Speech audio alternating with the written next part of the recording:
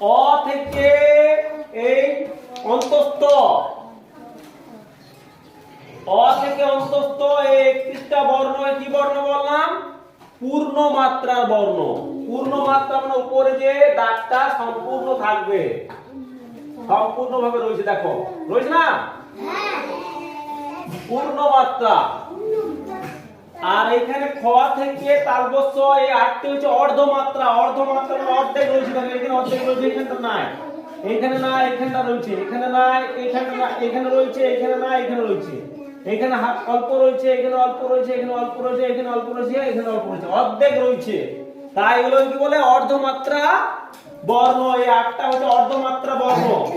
আর এই রি থেকে চন্দ্রবিন্দু এই 11টা বর্ণের উপরে মাথায় কোনো দাগ রয়েছে না, তাই এগুলো হচ্ছে মাত্রাহীন বর্ণ। ঠিক আছে? তাহলে টোটাল মোট বাংলা বর্ণমালা কয়টি? 11টি। 50টি। দেখো 31 যুক্ত 8 যুক্ত 11, মোট বর্ণমালা হচ্ছে 50টি।